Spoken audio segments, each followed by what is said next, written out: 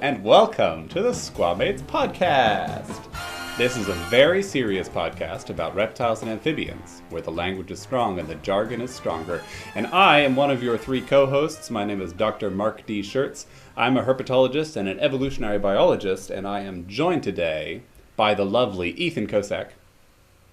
Hello, I am Ethan Kosak. I am a cartoonist and herpetoculturist and general layabout. And the delightful Gabriel Ughetto. And I'm Gabriel Ughetto, and I'm a paleo artist and scientific illustrator, and I used to work in herpetology, but not anymore. Now, in the last episode, Gabriel, which admittedly was some time ago, you said, but that might change. But that might change, but a lot of things have happened, and I haven't put it together, so I don't want to keep saying that because I don't know when it will change and if it will change effectively, because at this moment, I don't have time for anything. So you're sort of Schrodinger's herpetologist. No, this is what happens, and I'm going to explain what happens. When I left a lot of taxa waiting to be described, and some co-authors have contacted me. It's like, listen, are we gonna work on this, or we have to get something with this? But it's been very hard for me to find time, and I need to find time, even though some of the papers were fairly advanced, and we were waiting for, well, whatever. I'm not gonna say what we were doing, but we were waiting for some results to come back, and the results are there. So I am the lead author, and I was. I had to basically put the stuff together, and I have the manuscript half written, but writing is my slow point. And what you're saying is that herpetologists are sort of like ghosts. If they have unfinished business, they never go away. There's always unfinished business. And to be honest, I left like 15 species in the process of being described. So there are a lot of stuff that, that I plan to eventually go back to. Because actually some of those things that I was going to describe, some other people worked on them without we knowing and already described, of course, because that and I knew that was going to happen. But there's nothing I can do because I cannot devote a lot of time to it right now. So I don't really have much time. So that's what happens. That's why I don't want to say it right now, and eventually. Well, I mean. We all are faced by that problem. I mean, I shudder to think how many manuscripts I have on my, in my to-do list still that have been there for 6 years. And I mean, I submitted a paper in 2014 that came back with reject and resubmit. And I never opened the file again. So I have a whole written manuscript that I poured hours and hours and hours of time into. That it probably will never be published. And that's just at some point you just have to say, okay, well this one's not going to be seeing the light of day, and that's okay. But for species descriptions, it is kind of nice to eventually get back to them. But of course, I mean, you're crazy busy. I feel the same way. Like you always have to make the priority choices about what you're going to do. And and Ethan will understand this because Ethan is a freelancer now too. You also have to learn to balance the fact that you also need to survive mentally. Because you tend to take I say yes to most things, and I shouldn't. So I have to manage. I say I cannot do it right now, so I can't. You would think that after a year of this that I'd have learned that lesson by now. I have not, and so I have 3 major projects that I can't really talk about, but basically they're ongoing. They're all major projects, and I have no time to do anything. Yeah. And so people will ask, like, when are you going to update your comic? And I'm like, the free comic that I put on the internet for 5 years? Exactly. No, when I get to it. When I can grow a second pair of arms. Yeah. Yeah. Absolutely. So when you find, but it is important to find time to work on stuff that's just for you, I think. Just for you. Yeah. Yeah. I agree. And not necessarily to do what some people, I don't know who I'm talking about, but what some people do, and make what they do just for them also just for everybody else. Yeah. Well, that's a whole other thing, you know. I think we're all guilty of that problem, really. But, oh well. Yeah, that comes with sort of being extremely online, I think, all the time. That's true. Yeah, I think especially for artists. It's part of what we have to do, though. I Yeah. mean, there's no way around it. Yeah. You're kind of always hawking your wares, even when you aren't. And there's no way around it. You That's just have absolutely to. true. Yeah.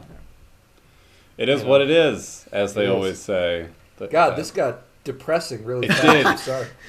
Well, no, let's I mean, let's roll with it. And Gabriel, how has your year in home office, although you have, I guess, always worked in home office, Yeah, exactly. Not how that has your different. year been? Not that different. The only issue is really that you cannot really go anywhere if you're a responsible person, or not yet, because Ethan has been vaccinated or half vaccinated.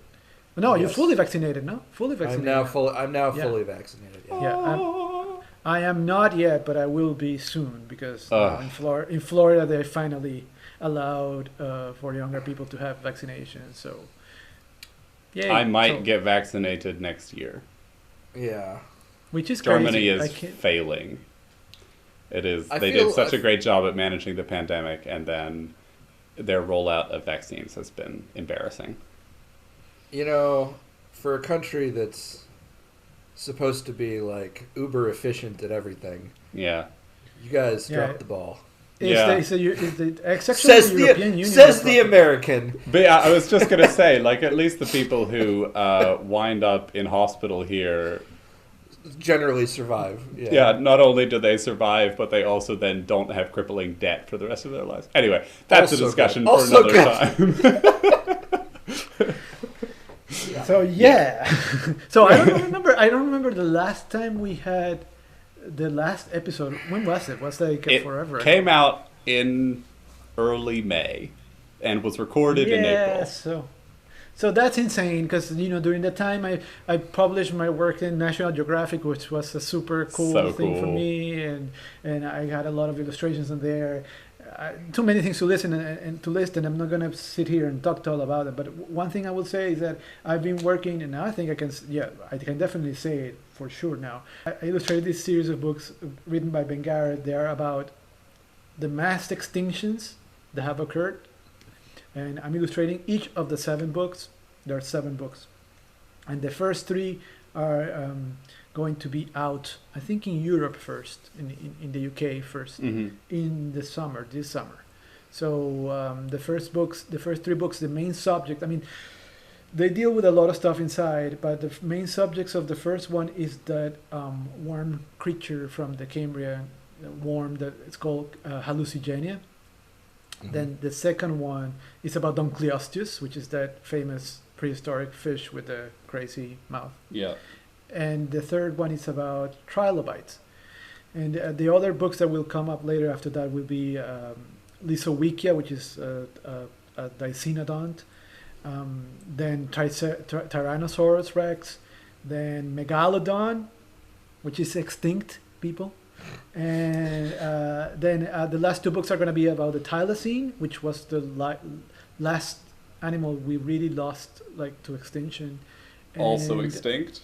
Yeah. If you open up the book, is it all padmelons? It's all just patamelons. No, the last one is going to be about the Hainan gibbon, which is a species that is very near extinction right now. So the cool thing that what I like about, and this is the last thing I will say about this, is that we are not only depicting those animals in the book. I get to depict a bunch of stuff, both extant and extinct, in each book, and that's been so much fun. It's been horribly difficult because the time schedule has been a nightmare, and it's been super anxiety inducing, but they're going to be awesome books, and I highly recommend them. Cool. I can give sort of Reader's Digest versions of what I'm working on, I guess, but not huge details. One of them is a children's book about STEM careers and diversity and stuff like that. And I think it's going to be really cool. I think the artwork is looking really good. Sounds great. I'm happy with it. So I have no idea when that's coming out, but I'm almost finished with the art. I have a video game that I'm doing artwork for that is going to be a mobile game, I think. And it's about plant metabolism, and so it's ostensibly a science game. But I can't say a whole lot more about that right now. And then I'm also working on a pitch for a cartoon YouTube show that's about a it's a talk show invented by AI that continued after the apocalypse. Seeing some of the art, it looks pretty ace. After the apocalypse. Yes, so basically it was like instructed to just keep going no matter what. Make this show. It's called Show 17 for humans. And so just keep barreling on with making this show. And so it takes place far into the future where there really aren't any people left. And this show of robots is still trying to make essentially like the Tonight Show for nobody. Yeah. And that's something that I have devoted a lot of time to. And hopefully we'll be ready to at least show some of it this summer. So Cool. Can you give us a quick breakdown on the Newt Room, etc.? Yeah. So I haven't bred all the species that I have this year. I gave some of them some time off. Like my male Triturus marmoratus is in horny jail because he would rather mate than eat. So he's in his own setup. But I do have a lot of like palmate newts that are laying eggs like crazy, and I've got I just recently got some tomato frogs. Yeah.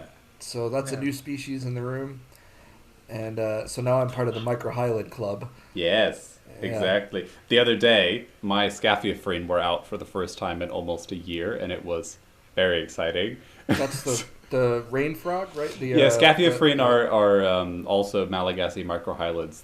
They're like little rain frogs. Yeah, they're very round, and very but these pretty. ones are green, and they're delightful. Yes, I love those guys. So I like I mean, I actually don't mind the frog that sits in one place because you can save a lot on for enclosure sure. space, and in our case. We they don't have need them much. in a big vivarium it was actually originally set up for our crested gecko and to satiate my desire for orchids. The crested gecko outgrew the tank, and I also outgrew the space that it would allow me for orchids, and so we have another tank now. But the Scaphiophryne are, because we have about almost 10 centimeters of soil in there, so that's like 3 inches of soil. We never see the Scaphiophryne unless you go looking for them or they happen to come out at the right time. I've noted that the tomato frogs are a little more active than that, but not much. And you will see them come out to use the water dish. They'll dig around. They'll come out. They'll sit in the water dish for a while, and then they'll go back and bury themselves. Yeah. But other than that, you don't really see them very much. So, but I like that. That doesn't bother me. I love. They're charming frogs. I think if the Scaphiophryne didn't eat the millipedes that are sort of a plague inside the tank that I've got. I would have a really hard time keeping them alive because they only come out sporadically and then they eat, and then they hide again. Yeah. And if there weren't enough resources, I don't know if I'd be able to like catch it, because I do breed fruit flies now, but getting them at the right time and everything is God, not so breeding easy. fruit flies is such a pain in the ass. It is the biggest pain in the ass, and I tell you what, for 3 frogs, it is not worth it. No, I've got dart frogs, and I've got I feed the fruit flies to micro geckos and stuff like that. Yeah. And they're supposedly wingless or flightless. Yeah, flightless. Yeah, but they end up flying. Yeah. Yeah. But they're not, because it's like I think it's like anytime it gets a little bit warm, Mm-hmm. you keep them a little bit too warm, the gene for flight reactivates, and then they're freaking everywhere. It might be. I mean, ours get out in the gap beside the, like, I have done everything in my power. I took some industrial strength silicon. I made it so the door can no longer slide open. You can't have a gap there. And then there was like this tiny 0.5 millimeter gap, and they were still getting through. So now I have foam in that bit. Doesn't matter. They'll find a They're way. still getting out. And my partner does not enjoy that fact. So, My partner does not either. And yeah, yet all of that for 3 frogs is just not worth it. So I'm thinking of maybe getting some dark frogs. Well, I was going to say, I've been experimenting with bean beetles. Yeah. Which are they're like a little tiny weevil, Mm-hmm. which a lot of people like, but they don't breed fast enough compared to the Drosophila, the fruit flies. So, if I do that, I'm gonna have like a giant bin of weevils. Yeah, I mean, at least they don't take a huge amount of TLC, especially in comparison to the fruit flies, which you have to change like once a week and everything. Yeah, the fruit flies suck, and if you don't pay attention to them, they get overrun with grain mites. Yeah, die, yeah. So that's my a whole other stock thing. is fortunately completely free of mites because I got it from a good breeder. But yeah, sucks. Give us an update on the Gonatodes and on the Sicilians. yeah, I was about to say the Spheros. Yeah, so the Sicilians, there's nothing to say. They're in their box. But they're still there. Yeah, yep. The Spheros are. I've got the pair. They're actually right next to me, and I've got the pair of the Albagularis together now. The Fuscus, whatever. You know what I meant. The yellow-headed gecko are together now. The female's big enough to be in with the male. So I don't think she's big enough to mate yet, but they're cohabiting fine. They're eating together. They're good. I actually moved my one male Vitatus. Up here. He's in with my darts now. So he's Cool. doing They well. get along okay? Yeah. And I is have it- any is- problems. You don't have a problem with it because I would imagine it's fairly humid in the dark frog environment because Vitatus are usually from like drier. Yeah.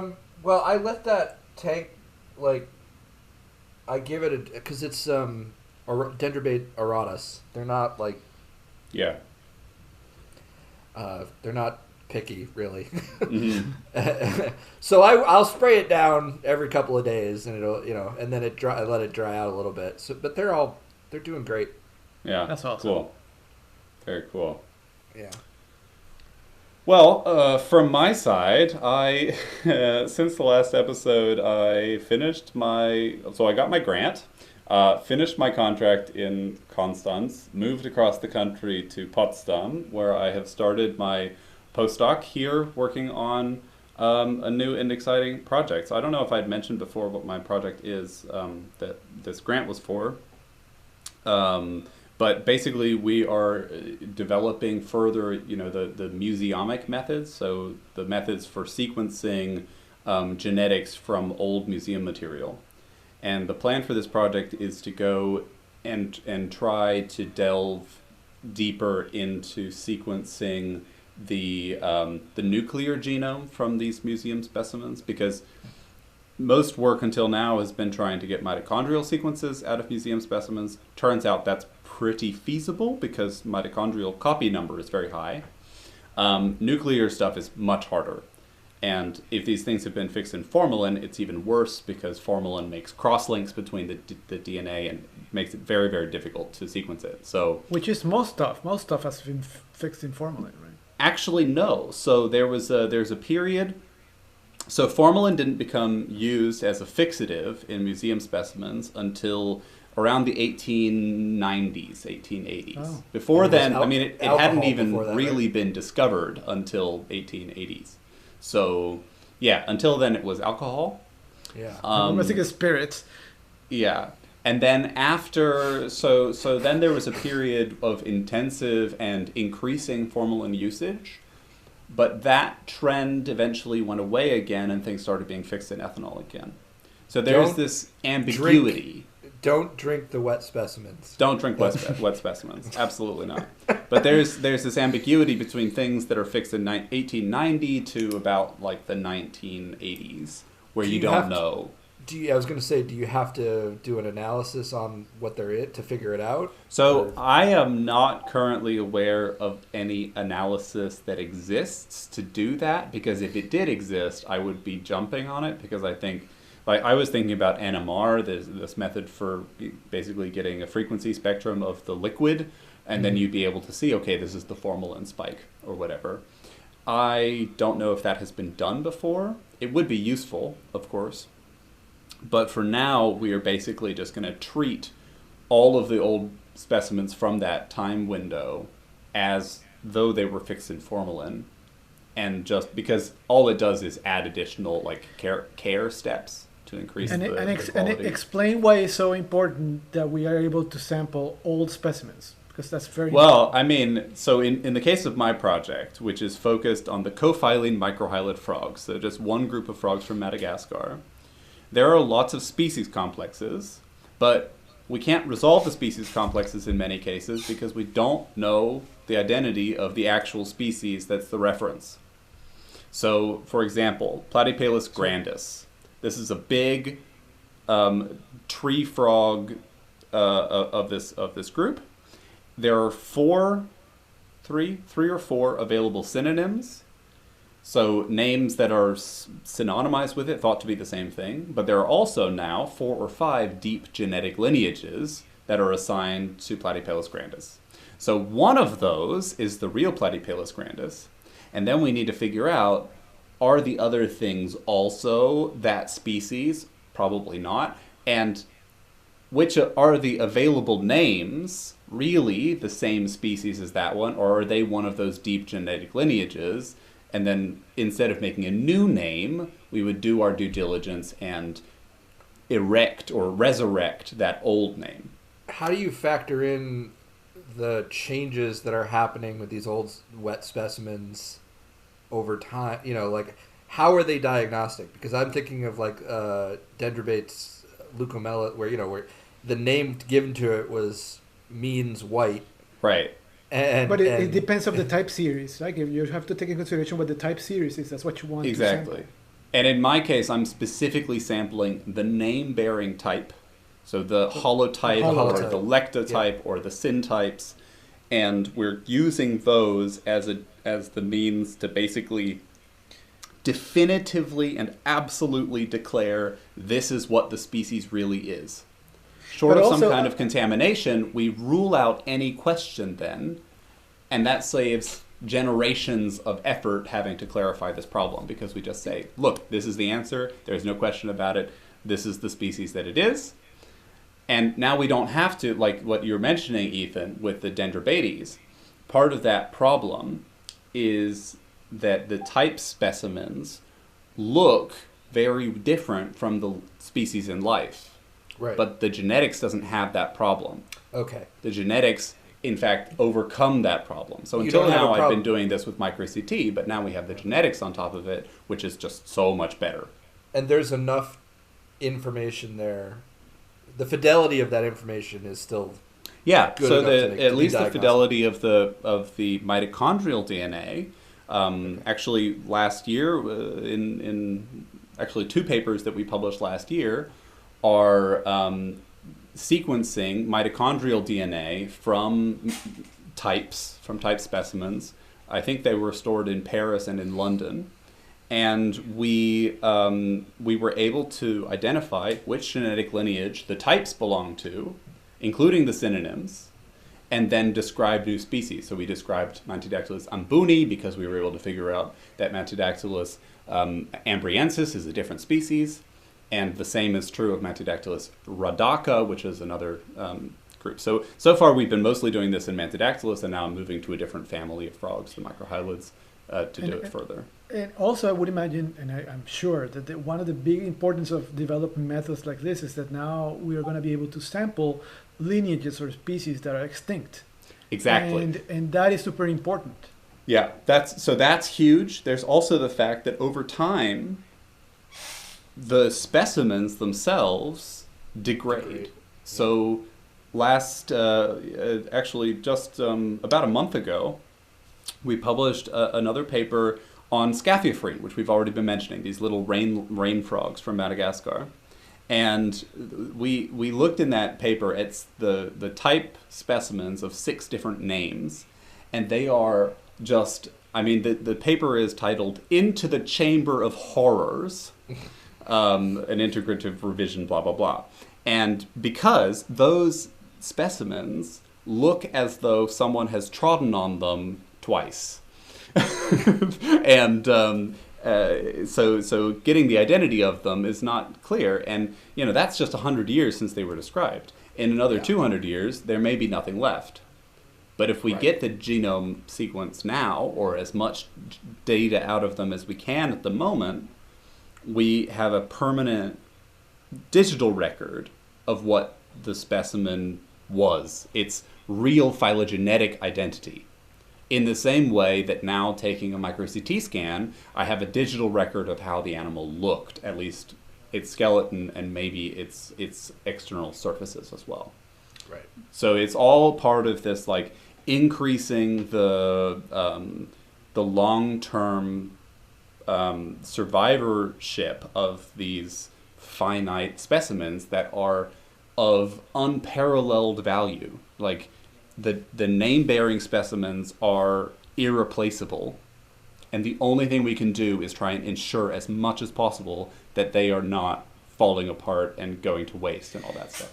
And for people that don't know, and we will explain this quickly, when a species is described, you use one specimen that represents that species, that name. That's called the holotype.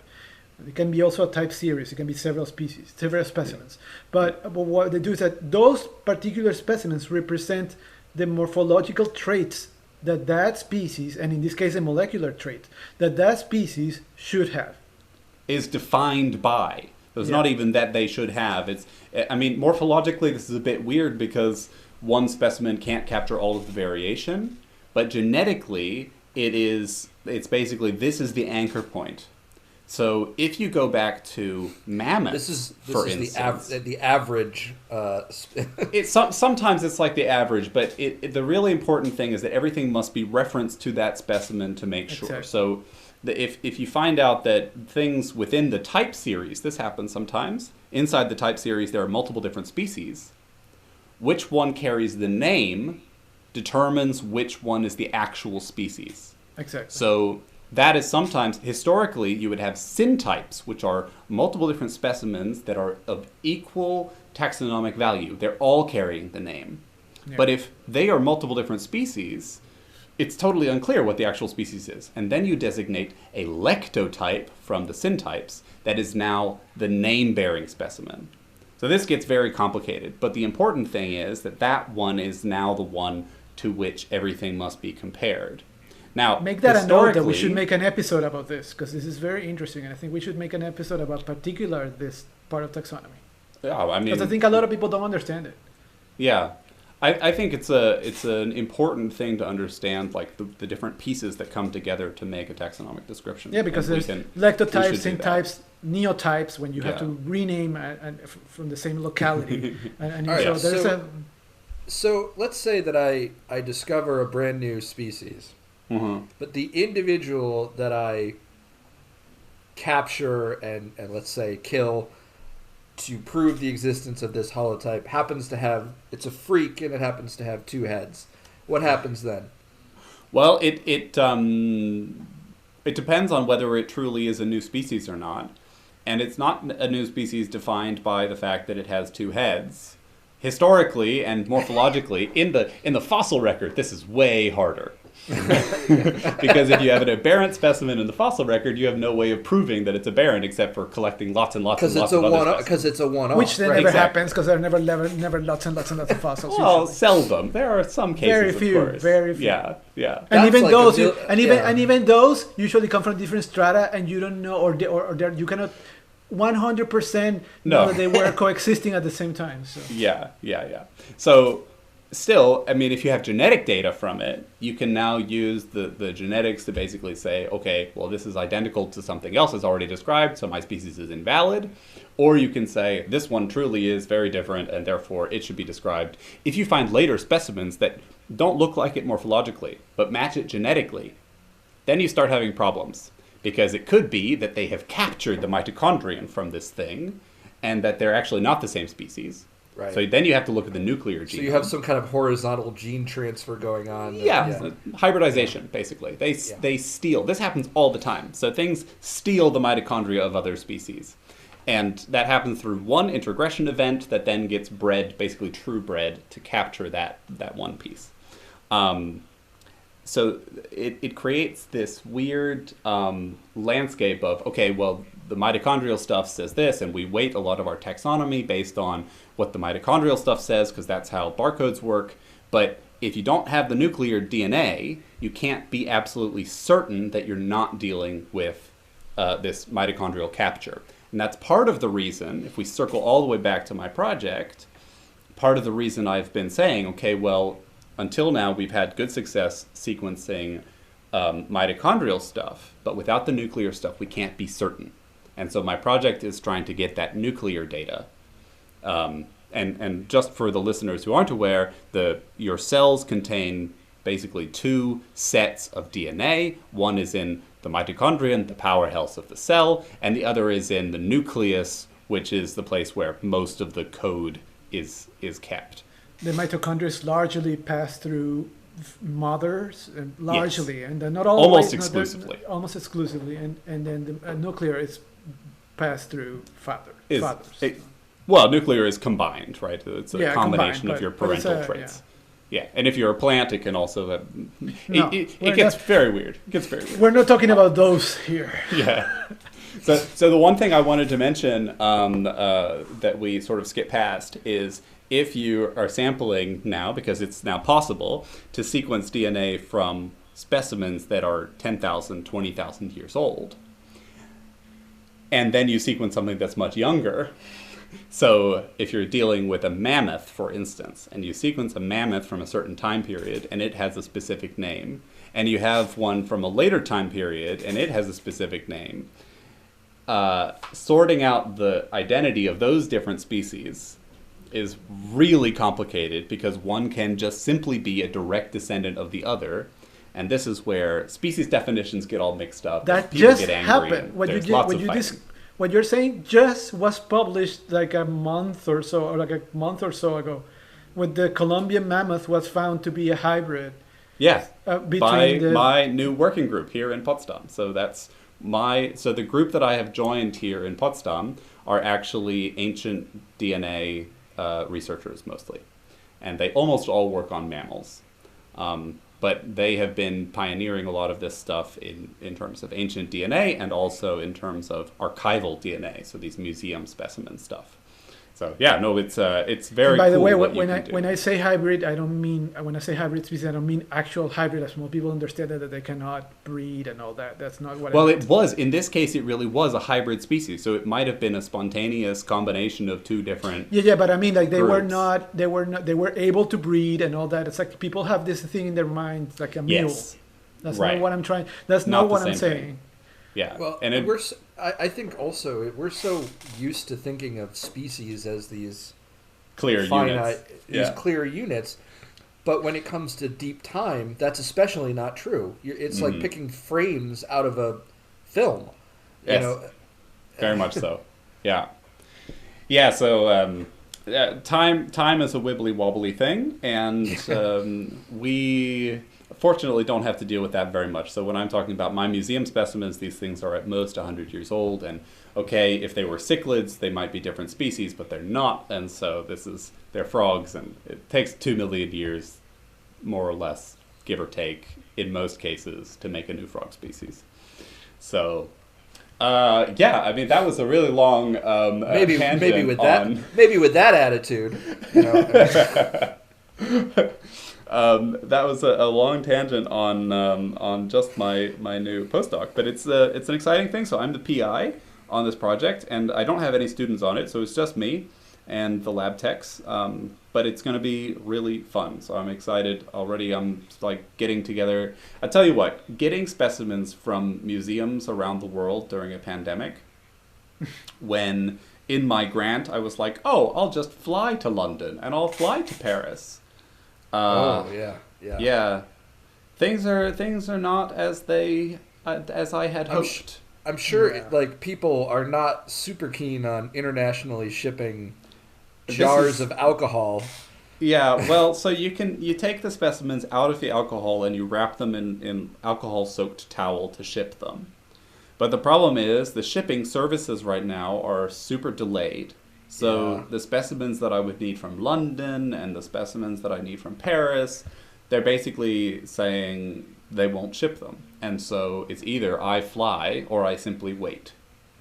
So right now I'm prioritizing getting specimens from Germany because that's the easiest thing for me to do. And actually most of the specimens that are relevant are in Germany. So that's getting kicked off. And I mean, other than that, I don't know what else I've been doing. As I say, I moved country and we've got nice new digs, and our apartment is twice as large as the old one, which is important because both of us have been doing so much home office that this is our new lives. So yeah, no, it's fun.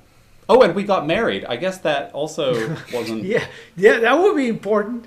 Yeah, that's a really important thing. So my wife and I got married in October amid the pandemic. We have delightful pictures of us wearing masks inside the town hall and stuff. So it was not the wedding that we had been hoping for, but it was still nice that family was able to be there, and it was in southern Germany, in Constance, which was beautiful setting. And I mean, it rained all day, but oh well. It was still pretty nice. So yeah, I mean that's the background. I guess that's the update from all of us. It was like rain on your wedding day. It was like rain on our wedding day. Alanis How Morrison. ironic. Yeah. Except not ironic at all, because that's not what irony is. None of those things are irony. Yeah. I know. In my English class in school, we had this was our lesson in what irony is not. So, shall we talk about some science? Sure. Let's talk about some science. Well, okay, dear listeners, it's been a time since the last episode. And so we thought we would talk you through every single paper that has ever been published since April last year and April this... JK, we're going to talk about 4 papers that have been published in the last 2 months because ain't nobody got time for that. Yeah. And in a very selfish manner, 2 of the papers are going to be ones that I co-authored. Well, I was going to say, should we discuss our slightly different methodology for this section? Yeah. Going forward? Yeah. So rather than having, I guess this is the whole thing we've just been talking about has been works in progress, but for the most part, we're going to tone down a little bit the works in progress because, you guys get enough of this as it is. You can hit us up on Twitter if you want to hear us bitch about, whatever it is. About all kinds of stuff.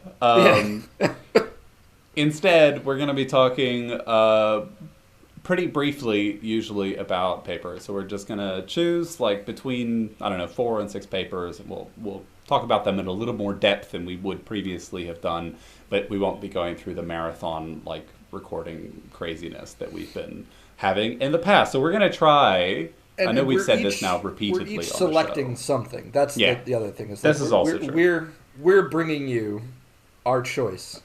Yeah. So we're trying to get sort of a mix, because I don't know if you've noticed, but it's been a little bit biased toward things that I'm interested in.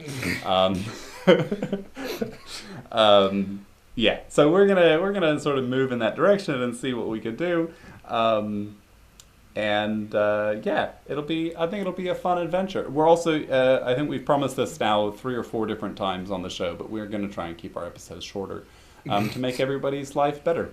We're doing great. Yeah, we're doing super great. Let's talk about some teeny tiny fucking chameleons, shall we? Yeah. So, the first paper we're going to talk about is by Frank Glave and colleagues, including yours truly, where we describe this tiny chameleon called Brachysia nana, which, I don't know, maybe you heard about, because it got some quite nice press attention. We published it in Scientific Reports, which is not my favorite journal in the world, but they're okay.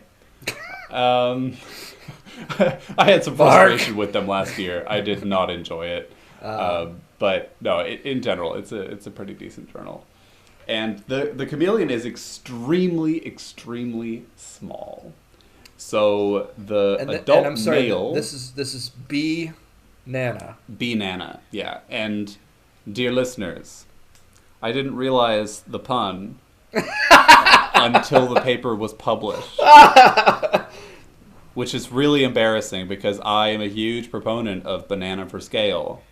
I didn't make the connection. I can't believe you didn't do that on purpose. Knowing you I didn't even choose the name.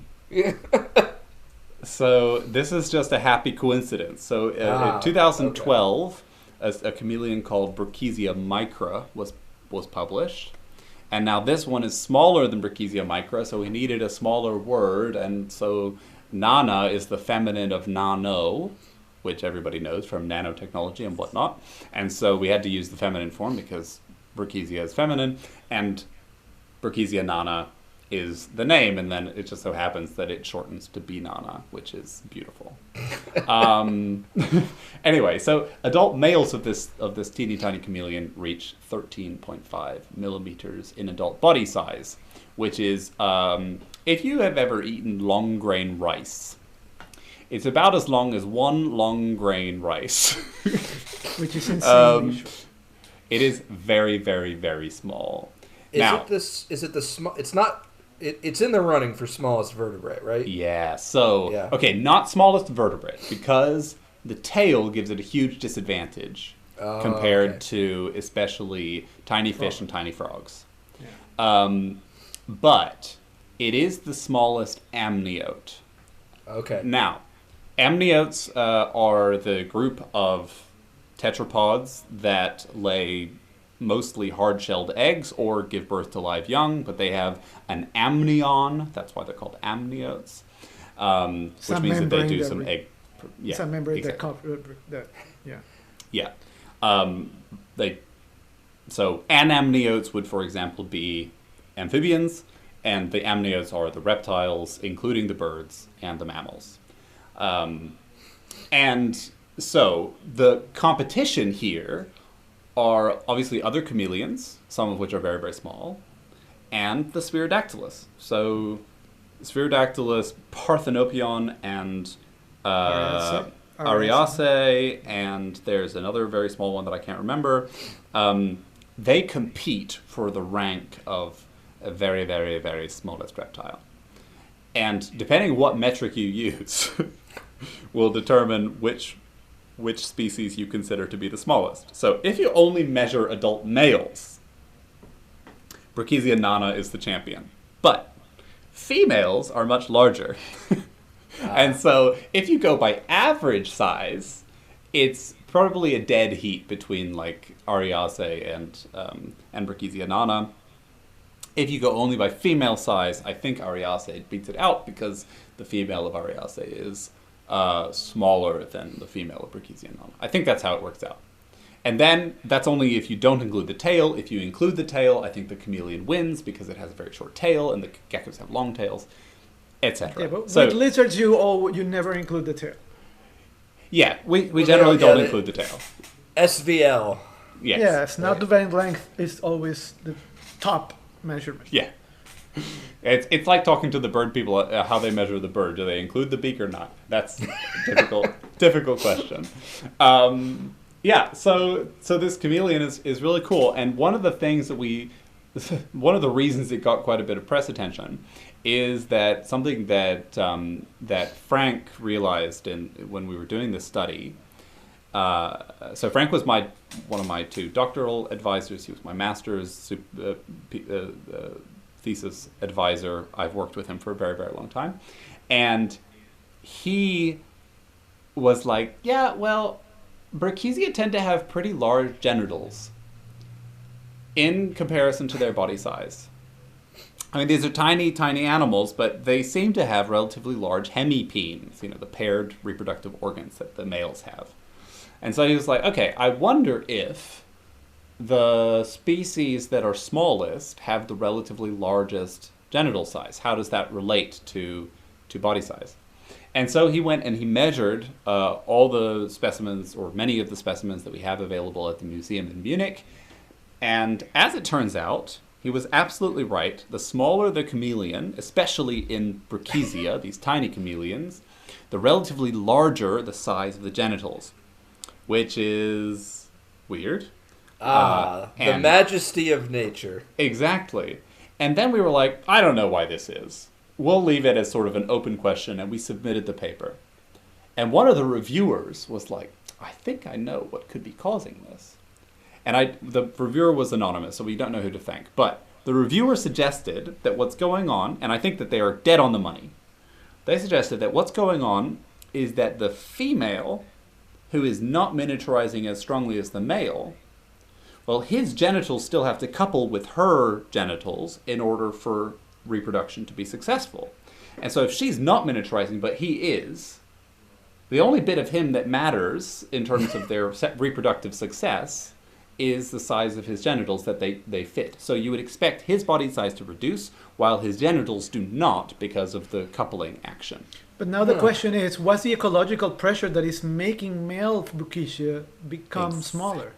Great question. Is it a sexual selection thing? Could be sexual selection, could be environmental selection, could be niche partitioning between males and females. Who knows?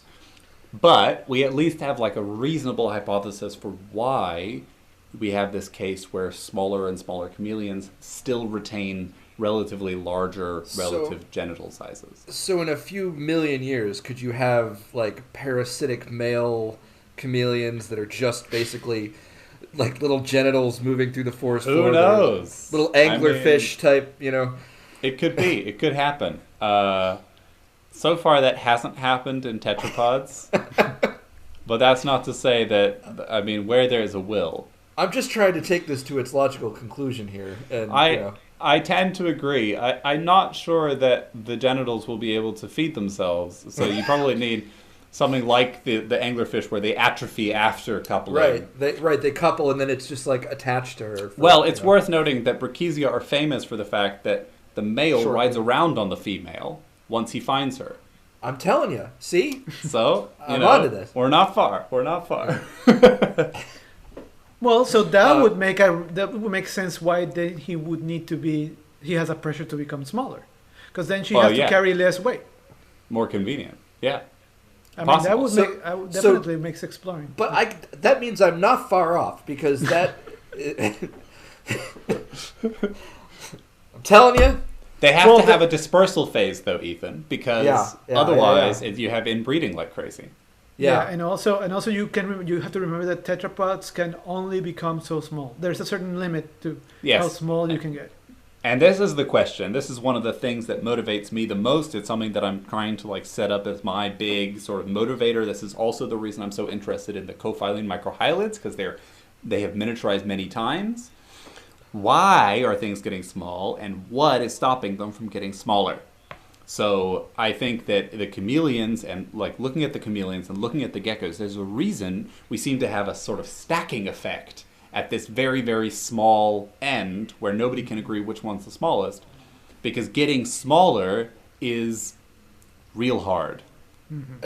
It's a question of physics, potentially? So yes, there's certainly going to be a physical component. We see that especially in endothermic animals, where at some point you can't be endothermic anymore and survive. Yeah.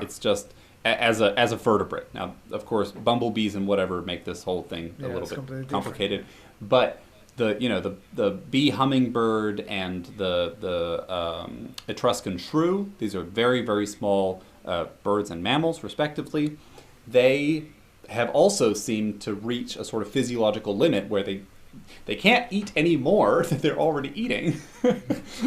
Otherwise, they're sort of reaching, they just energetically it doesn't work anymore. So that's an important physical aspect. There are all kinds of other things, like how your heart works and how your eyes work and your ability to locomote and the availability of resources. So I think one of the reasons we see the miniaturized species most in the tropics is simply the trophic level of the detritivores that are living inside the leaf litter is available to these tiny frogs and these tiny chameleons, these tiny geckos that are running around that is not necessarily available elsewhere.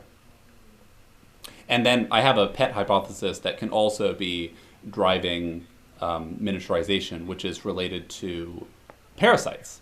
If you imagine your parasite is unable to miniaturize alongside the host, eventually you can escape the parasite pressure altogether by simply not having enough space for the parasite to live in. Does that also mean that potentially you could evolve into a parasite?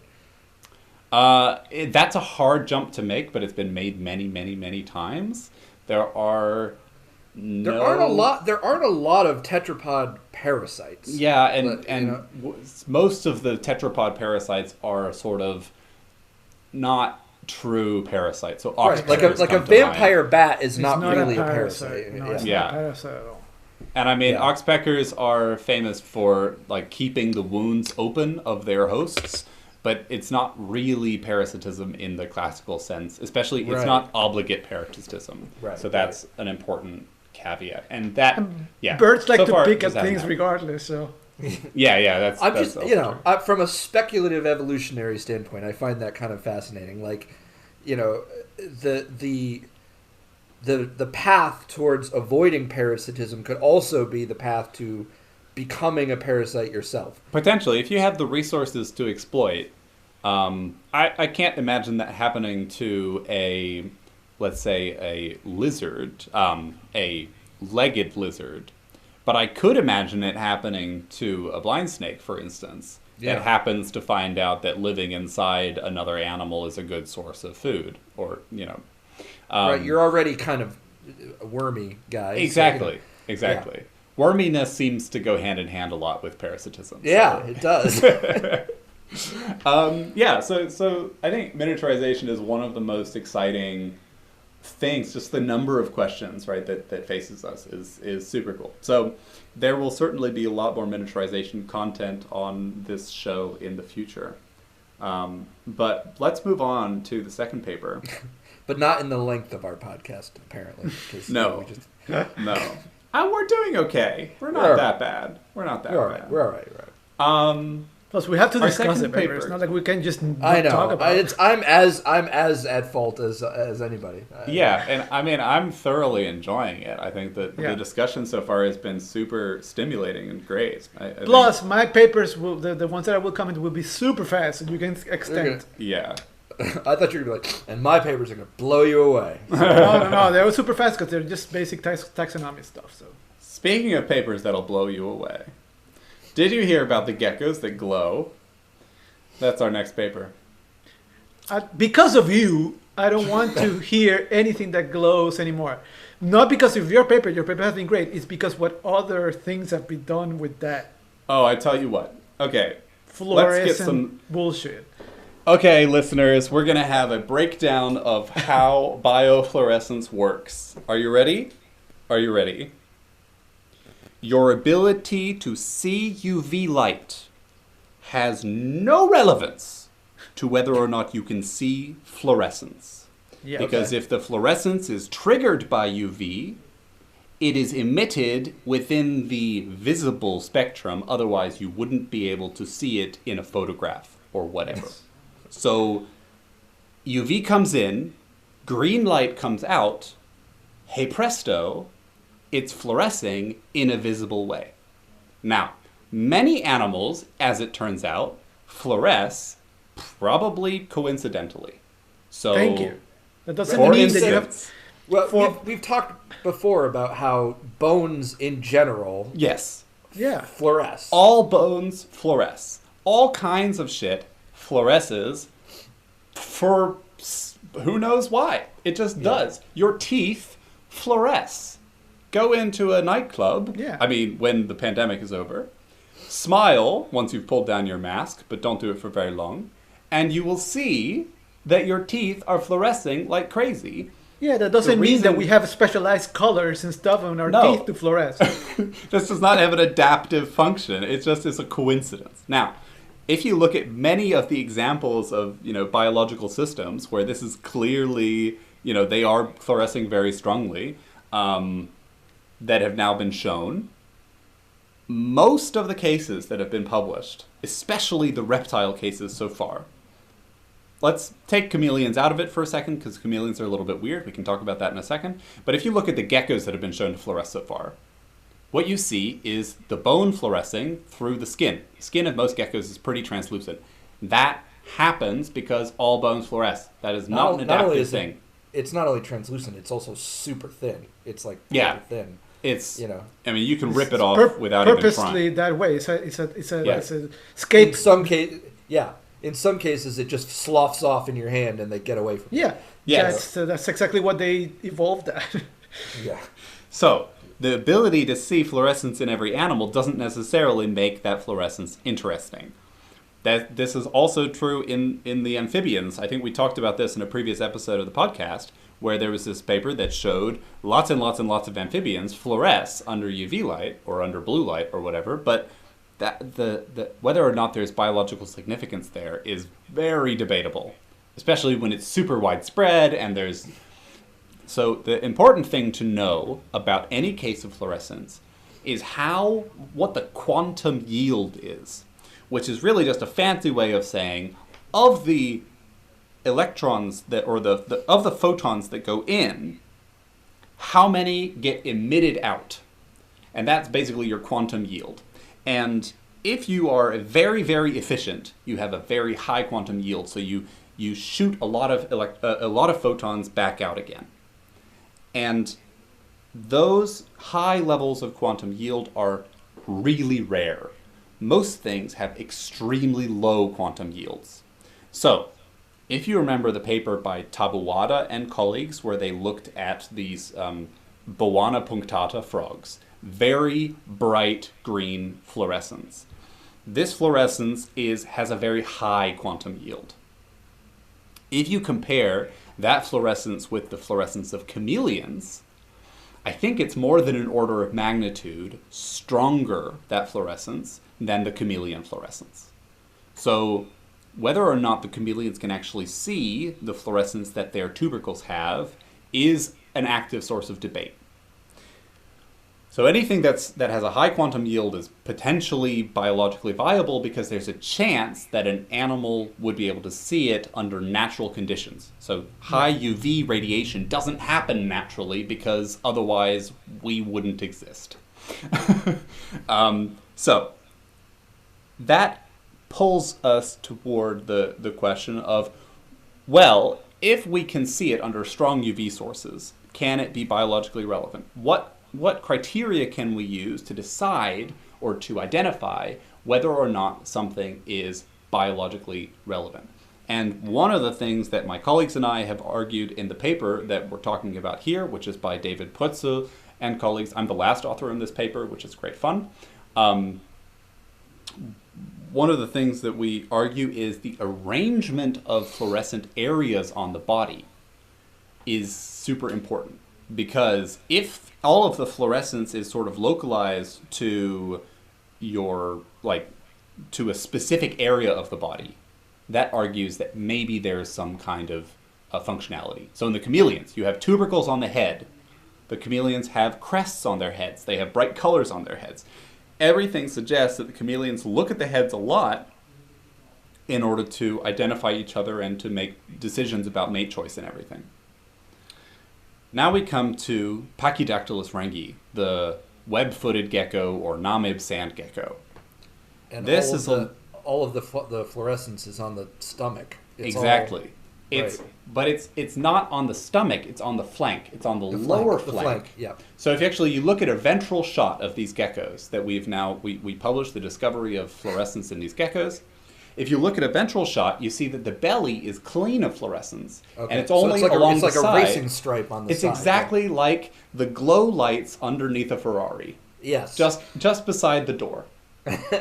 Now, the reason that Ferraris have those glow lights is because predators from above. No, the reason the geckos. So what we think is happening is that this fluorescence is bright enough that nocturnal animals, which anyway have extremely good color vision at night, like geckos, can see it over substantial different distances, even under moonlight or in the at dusk and dawn. And the light is potentially bright enough that it would give them away to predators. And so some primary predators of these animals are birds. Which can see And that. but birds can see UV, but they can't necessarily see these greenish tones. I don't know, so we haven't looked at the actual optical spectrum of the potential predators. But by localizing the coloration to the lower flank and around the eye, any predator above the body can't see the fluorescence clearly. Okay. But a predator at eye level, or a conspecific at eye level, Okay. can see it very clearly. It's almost like counter shading. It's like it's evolved so that it's the opposite. It's like you can't see the fluorescence from the top. Okay, so wait a minute. The flank coloration is something that occurs in a wide variety of lizards, right? Like even most lizards that have like ocelli on their body is usually on their sides. So But this is that the telling lower you flank, some- so not just this is directly along the side. So this is the paraventral region, right? Yeah. Okay, I buy that. The thing around the eye, I don't know, because that is something I make a case in all my paleo art, is that reptiles have a fixation with putting flashing signs around the eye, and that includes birds. Most lizards, most birds, they all have stuff Totally. on around the eye. So I don't know. I mean, but the one that's about the paraventral, yeah. Yeah, but that's, I think, a nice argument for saying, well, then they can probably see it because Oh, definitely. it's No, sitting I around have the no eye and argument. it's- Yes, I have no argument about that. I'm just saying that to make it like a not being able to see to be seen by other animals. I don't know about that, about the eye stuff. But to be okay, the as a eye is signal, maybe not definitely relevant it's a there, signal. but along the flank is certainly relevant. And Yeah, if you look yeah. at photographs of the animals taken in pure dorsal view, you can barely see it on the side of the eye, and you cannot see the flank coloration. Another interesting thing that with Namib sand geckos is that this is a species that frequently lifts itself off the ground. Yeah, It almost has like a erect legged stance that it very does high. Yeah. for a gecko, and I wonder if that plays into how it's showing off this coloration. Plus, geckos tend to have those things like Gonatodes, by the way, has that. Mm-hmm. They have those things called scutcheons, which are larger scales in the paraventral region that are usually different color. Vitados, they can be black when they're breeding. I don't know if yours have that, but if they have like a black areas around here, those areas have larger scales and they're black. And that happens in a wide variety of lizards. Can Pachyductylus rangi have that? I have not heard of that. I mean, just No. when I'm we not did saying. the- I'm just saying that in No, this is a Gonatodes. Okay. Gonatodes. I'm saying Gonatodes. yeah. They have that. Okay. So I'm saying 'Cause that those kind of paraventral markings occur, and for people here in the United States, Sceloporus famously has those Yes. blue areas in the paraventral region. Yeah. So what we think is going on, and I mean, if you look at a photograph of these animals taken at dusk or whatever, the sort of whitish area along the side, it has a faint yellow tint to it. And I think that what we see in that of that yellow tint, where that's coming from, is actually the conversion of blue light into green light through this fluorescent mechanism. So the peak of fluorescence in these geckos is not in UV, but in blue. And when you look at one of these geckos, that stripe on the side is not really pure white. It's actually sort of yellowish in color. What we haven't done yet is try to like take away bits of the spectrum in order to look at when does the greenish hue appear? What's striking to me, I've pulled up, just to remind myself of the pattern on them, I pulled up a picture. And what's striking me is that white area where the fluorescence happens is really well defined. Like yeah. it's And okay, so now we looked at the histology of this thing. So first of all, no one has ever looked at the histology of Pachydatylus geckos before. It turns out that Pachydatylus rangii has almost no chromatophores at all. So the skin is basically colorless, which is an interesting thing. I mean, I don't know how that plays out in the desert, because it probably only works for a nocturnal animal, because a lot of coloration in lizards is based on trying to not get fried by the sun, especially if you live in a desert. By being nocturnal, you probably don't have that problem as much. But there's very, very low concentrations of anything. So we found out what part of the skin is actually causing the fluorescence, and the answer is iridophores. So that white area along the flank is extremely dense in iridophores. Now, there are two classes of iridophores in these geckos, which is weird because most lizards have one class of iridophores. Chameleons also have two, one of which is high up and one of which is low down in terms of the layers of the skin. And these geckos also have this superficial layer and a deep layer. And only the superficial layer fluoresces. And it seems that the fluorescence is localized to the iridophores. So they are the actual bit of the skin that's fluorescing. Now, we did not, because this entire study was unfunded, so we didn't have the budget to go and sequence the proteome of these cells or figure out exactly, do all the kind of mass spec that you need to identify exactly the chemical that's fluorescing. That's something that we are now working on in collaboration with some other people. But it looks as though it's really the iridophores that are fluorescing. And it could be specifically the guanine crystals. So iridophores are cells that are packed full of guanine crystals, which are highly reflective. And it might be that the guanine crystals have something integrated into them that makes them fluoresce.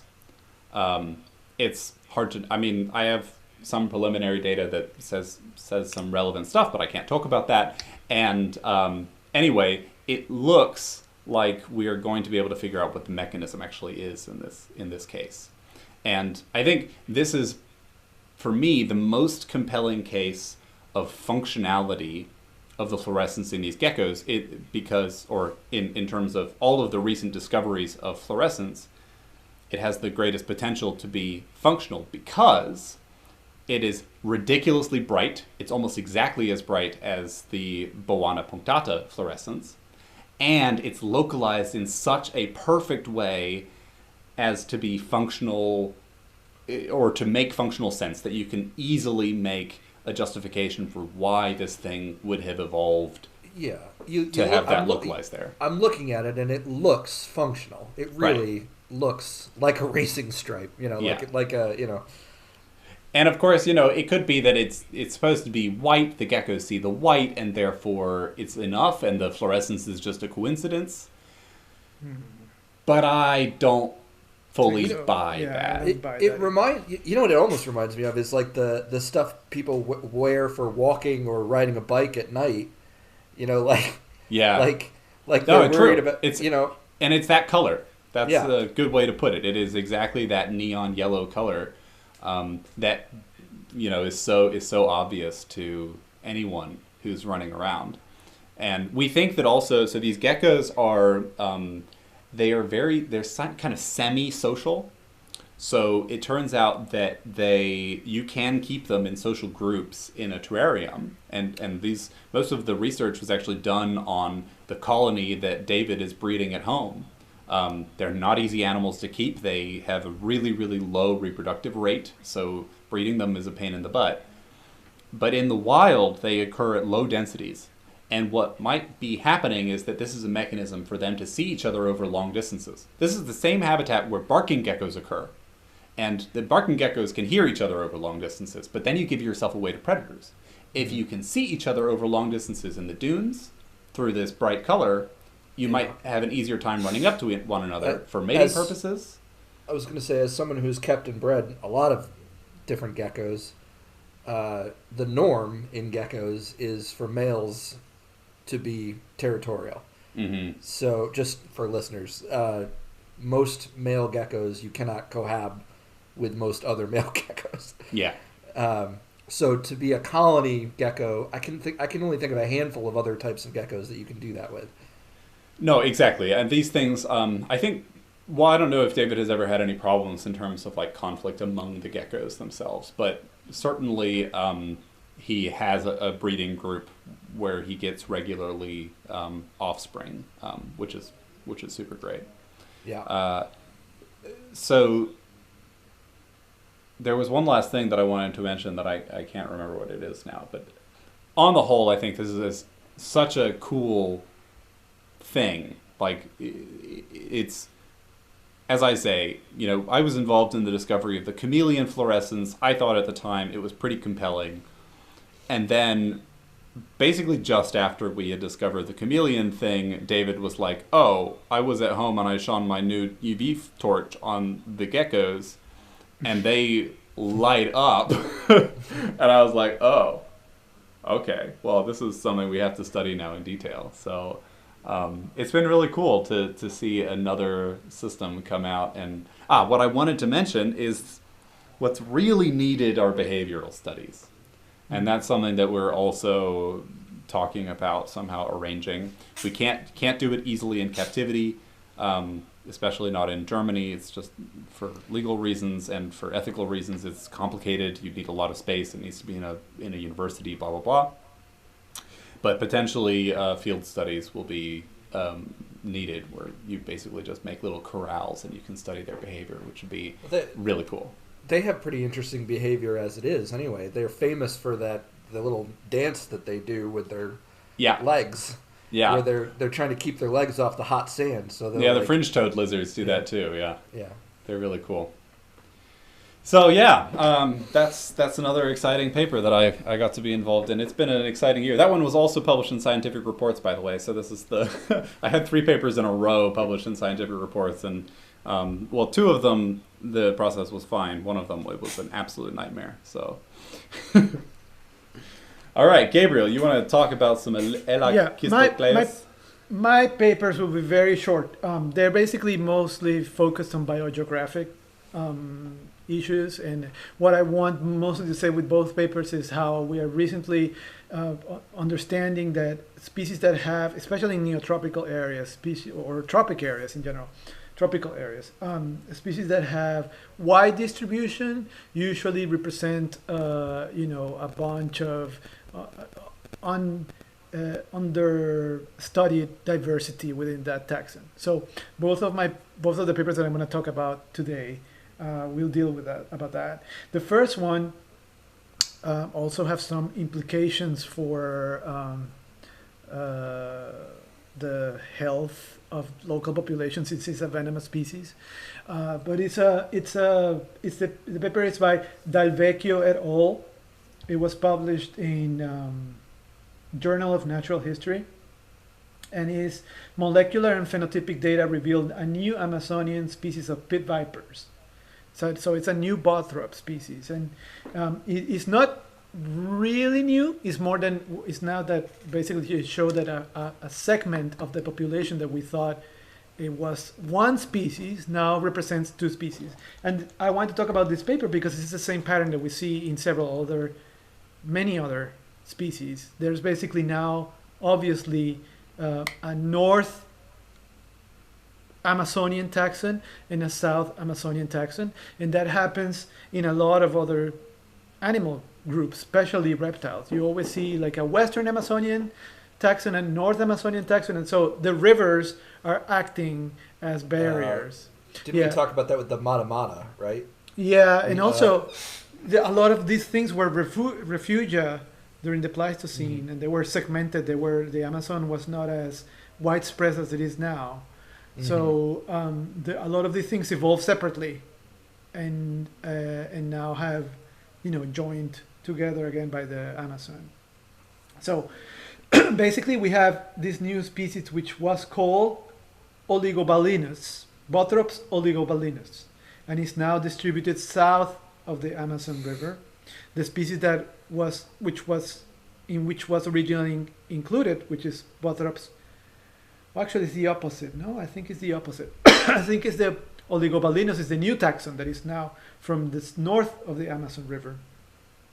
So in the Guyanas, the Guyanan Shield, southern Venezuela, northern Brazil, the populations that were previously considered Bothrops brasili are now Bothrops oligobalinus. And the populations that are south of the Amazon River now will be referred as Bothrops brasili, as they were before.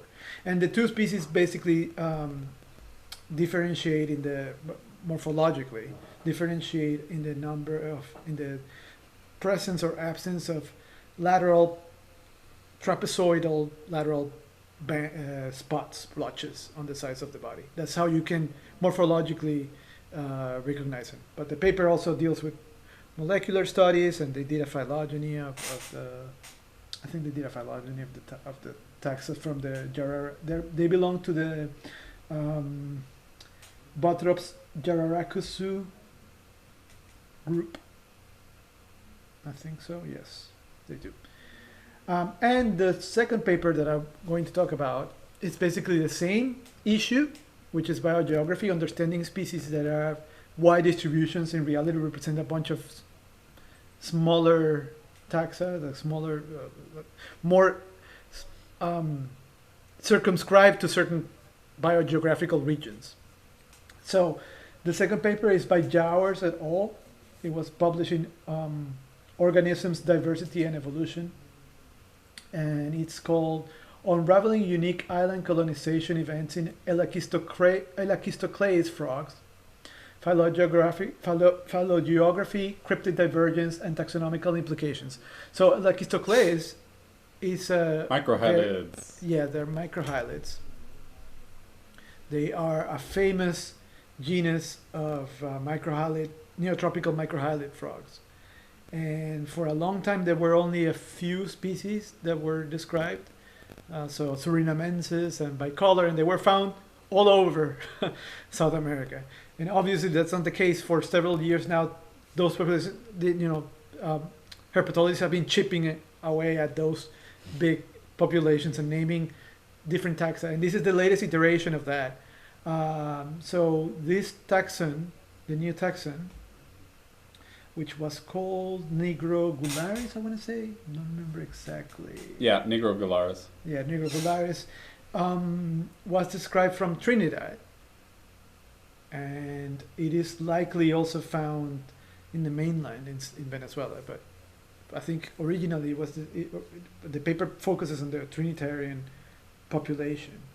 And it basically it's interesting because they also find that what was known what is known is that there were two species believed to occur in Trinidad, Elachistoclades ovalis and Elachistoclades surinamensis. And now we know that now we know that one of those taxons belong to Nigrogularis. This is the new name. And what is interesting is that we know that there seem to have been two invasions of Elachistoclades frogs into Trinidad. One coming from Venezuela and one coming from Guyana. So there were two events which brought Elachistoclades frogs into Trinidad. The situation is not done by any way, shape, or form. There are still a lot of populations in mainland South America that need to be named of Elachistoclades frogs. So expect numerous papers to come with more. There's a lot of work to be done here. It's really interesting. So they say this stuff is related to Ovalis, yes. Right? And then in their tree they have multiple different lineages that are like SP E ovalis, and then they have a number next to them. But they haven't yet figured out which species is ovalis, right? Which lineage is the real one. Yeah. So it's a really interesting situation. I guess probably this is something where the methods that I'm using in my new postdoc will become relevant, because if you can figure out what the actual identity of Ovalis is, you can solve a lot of these problems. Especially really since cool. Ovalis is an old species. It's a species that was named a long time ago.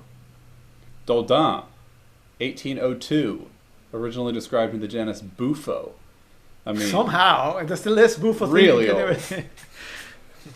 Well, I mean, it was at the time, 1802. It could have been one of two genera, right? It could have been either Bufo or Rana. And I guess it's a little bit more Bufo. Yeah, well, Hyla maybe. I guess Hyla would have been available as well. Yeah, probably should have been in Hyla, really. Is it a tree frog? Is it toad? No. That's why I'm saying that it's probably a toad. It's the most resembling thing because it has short legs and throw it in Bufo. And like histoclades are like all like it's similar to the microhylids we have in the United States. They are like called egg frogs because they look like an egg. They have like okay. Yeah. So. And they really do look like an egg. That is such an apt description. And they strongly resemble gastrophrene or gastrophrine. Yeah. With the sort of very pointed head. I guess it's kind of typical microhylid. It's the prototypical microhylid body. And very unlike all of Madagascar's microhylids. And the whole thing is that they have all the different populations that are now different species. They all have different ventral coloration. Dorsally they look pretty similar, but they tend to have different ventral color patterns and stuff. And it's all about the vener. They have that. That's quite frequently the case in Elachistocleus, right? Mm-hmm. I think also Hippopacus has the same. Yeah, the same by color. That's like it's by color also. So they have a lot of stuff like that. So my papers were pretty fast. Yeah, but I mean, and I just wanted I wanted to call attention to the fact that we know biogeographically we are seeing all these barriers that people have to pay attention. Once you see a species, and we talked about this when we talked about iguanas before. Once you see a species that is widely distributed, you can bet your money that there are more than one taxon there. Yeah. Usually. I think that's generally true. There are especially for animals that are exceptions, small like but this. Yeah. All right. Great. Shall we talk about some other shit? Yeah. Sounds good. Let's do it. So that was our main science section. Yes. And now, Ethan, take it away. So I did not bring papers to the discussion. I, being more involved in the herpetoculture world, decided to talk about what's going on with the Lacey Act as of late. And for those of you who don't know what the Lacey Act is, it's actually a really old law. It's a federal law from 1900. And it deals in the trafficking of illegal wildlife and including plants, not just animals. So it includes things like lumber and paper, and it's a huge thing. Wow. And it deals with the interstate transport of. It's basically a law that exists so that you can have a federal law that deals with these things. So it's a huge thing, and I can't go. I'm not a lawyer. I can't go into the detail of it. But I will say that the penalties involved with the Lacey Act vary a lot, and they vary based on your amount of knowledge about what you're doing. So if you are committing wildlife trafficking with full knowledge that you're doing so, the penalties for you are a lot more severe than if you were a uninformed person, say, buying a smuggled animal and didn't know it. Seems reasonable. Right. I mean, that part does, yeah. More recently, the Lacey Act in 2008 was amended to include plants and plant products. So that was a recent addition. And then it gets into where our discussion starts is 2016. We've talked before about this on the show, with the injurious wildlife list that U.S. Fish and Wildlife created for the ban of interstate sale of salamanders. So in 2016, because of concerns over chytrid, they said, it's illegal to import any of these salamanders into the United States, and it's illegal to transport them state to state. And that takes us to the Reptile Association, the United States Association of Reptile Keepers, otherwise known as USARK, which is the United States' lobbying group for herpetoculturists, for reptile keepers. And they fought that in 2016 and actually won and had it overturned. Based on the language in the Lacey Act, they said that U.S. Fish and Wildlife was overreaching. They don't have the authority or jurisdiction to do that, to ban interstate trade. And so the law was struck down. Now, have we mentioned already the reason that the law was originally created? I mean, this was in the wake of the realization that B-sal, the salamander version of chytrid fungus, right, was spreading like wildfire in Europe, and they were terrified that with all of North America's salamanders, native salamander species, that it would become a serious problem if it was being traded across the U.S. Yes, and I think that's important to point out that this was done with the best of intentions, right? That certainly what we want is to prevent what happened in Europe from happening here. Yeah. And what we've seen in frogs, because the frog situation, chytrid, BD chytrid, getting spread all over the U.S. was also in part surely related to the pet trade. So yes. It's, we've been burned before. We know how it can go if we don't regulate. And, when I saw that they were regulating the salamander trade in response to this, I was impressed. I mean, how is the import situation at the moment into the U.S. of European zero? That's actually still true. Yeah. And has been for years now. You can no longer import or export salamanders. Mm-hmm. Right. There may be some export going out to like Canada and stuff like that, but there's absolutely no importation. Right.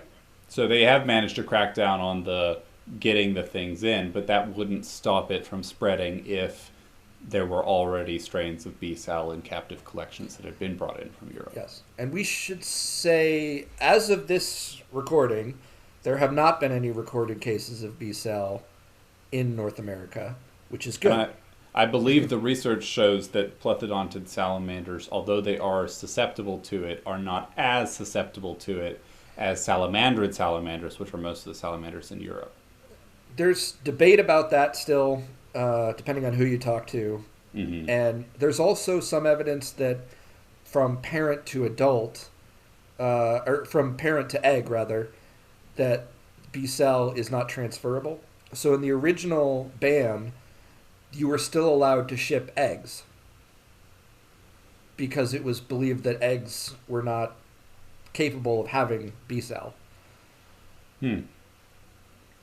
I don't know how true that really is. Especially if it's in the water. I mean, the zoosporidia of yes, these batrachochytriums are in the water.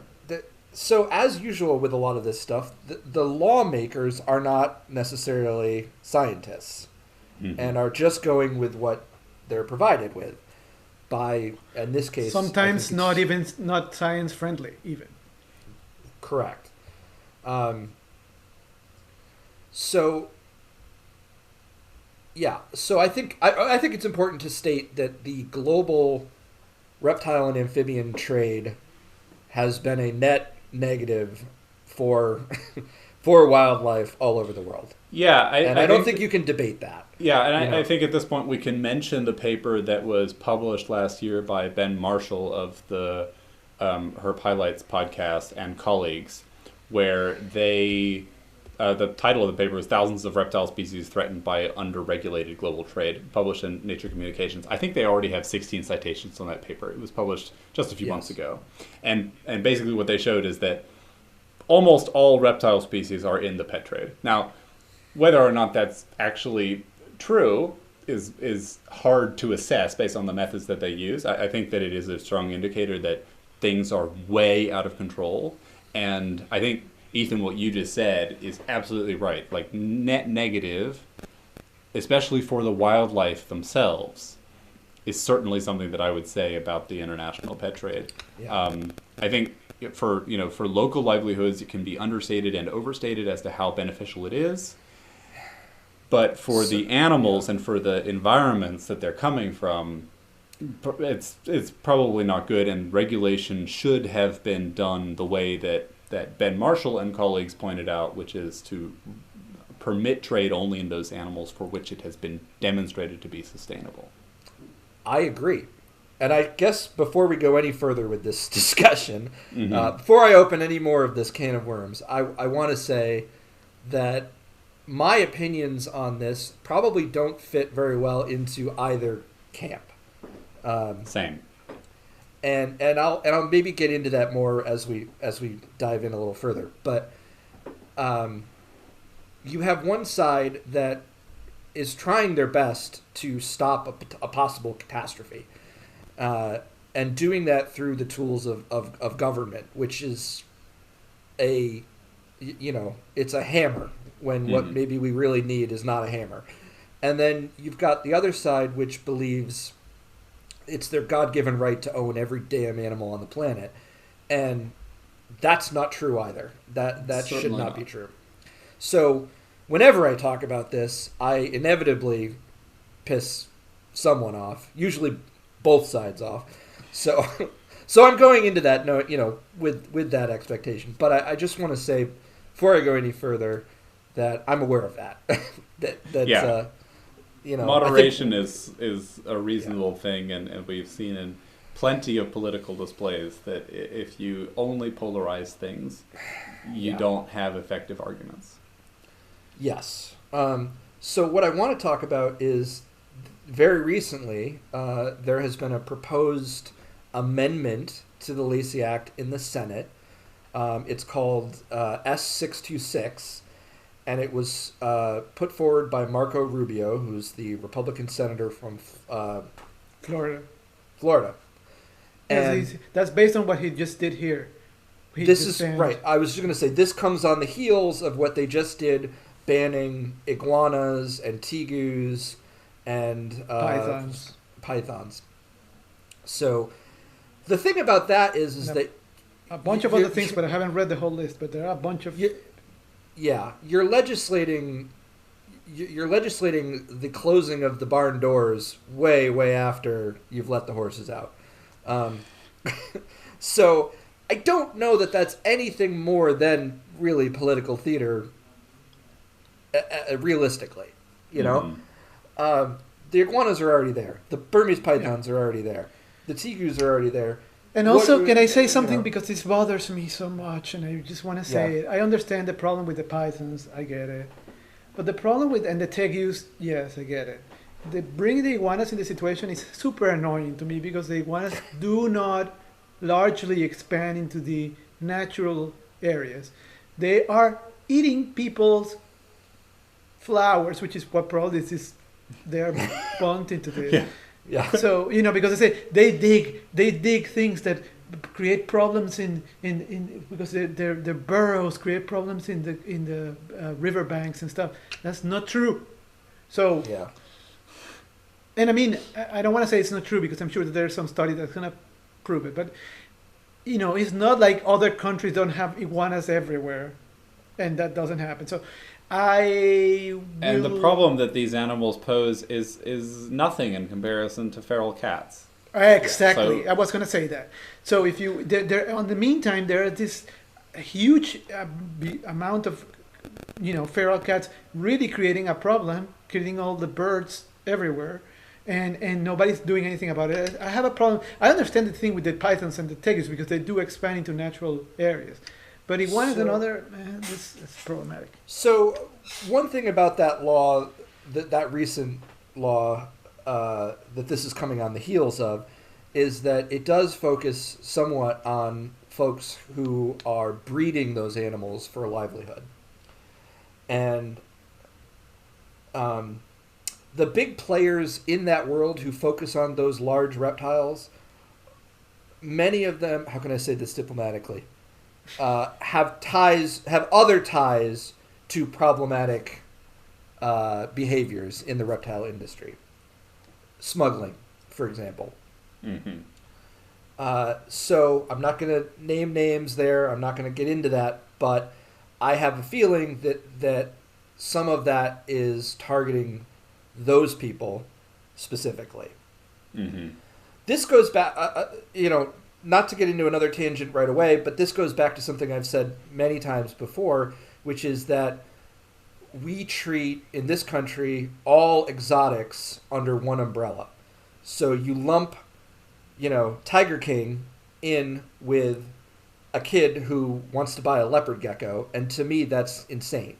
Yeah. They're not the same. Exotics, owning a tiger is not the same as owning a leopard gecko. Yes. Strongly And- agree. Yeah. So, but in this country, under the law, exotics means anything that's not a cat or a dog. So, I feel that one thing that we should address is that there should be more nuance to that. I think. Mm-hmm. Mm-hmm. But And it doesn't seem like it would be that hard to create a ranking system for the threat posed in any given state by a specific group of animals. Like, if you're going to bring in Arctic species into Florida, they don't pose a threat because they can't survive outside the tank. Well, we already do such a thing when it comes to the endangerment level of species. We have Exactly. we have the CITES lists and stuff. So it wouldn't be that difficult to adapt something like that, I think, to, this is an injurious, this is a non-injurious exotic, this, whatever. Okay.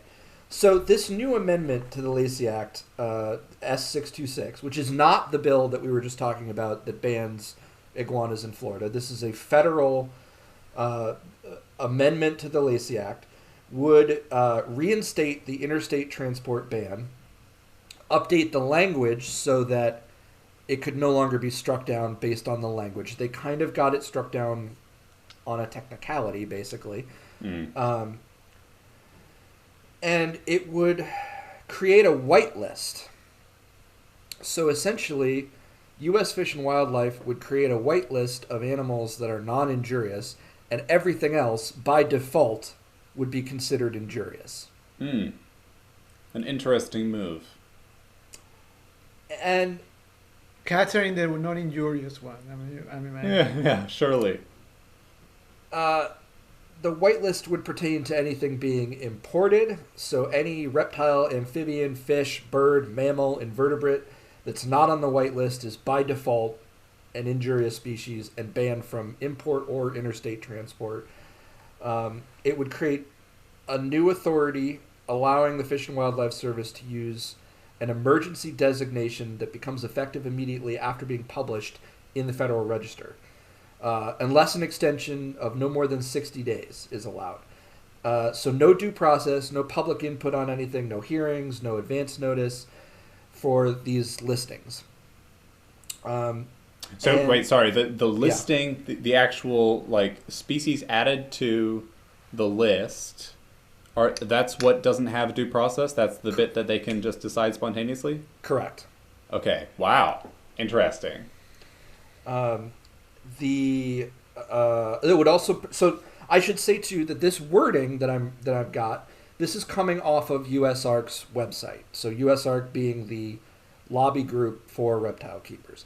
I did not have access at the time of researching this to the actual. They haven't released the actual full wording of the ban, of the amendment rather. Yeah.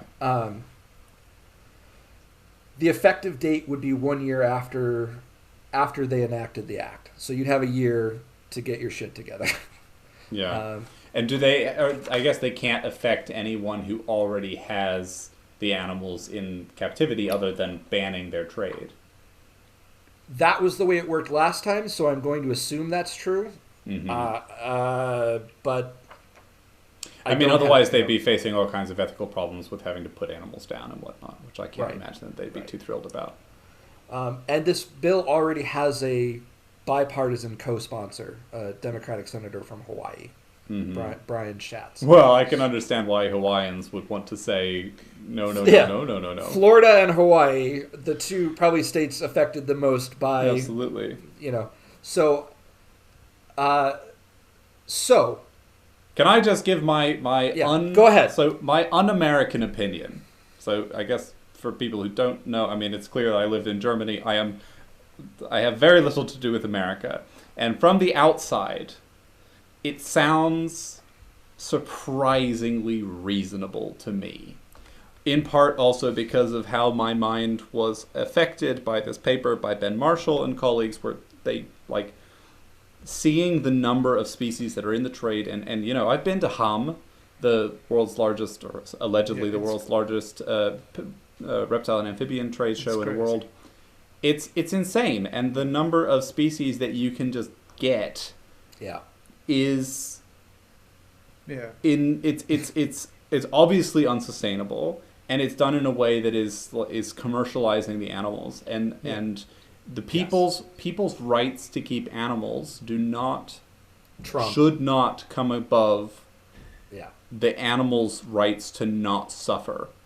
Yeah. I would be the first one to say that I hate PETA because of the way that they run their organization and all kinds of that stuff.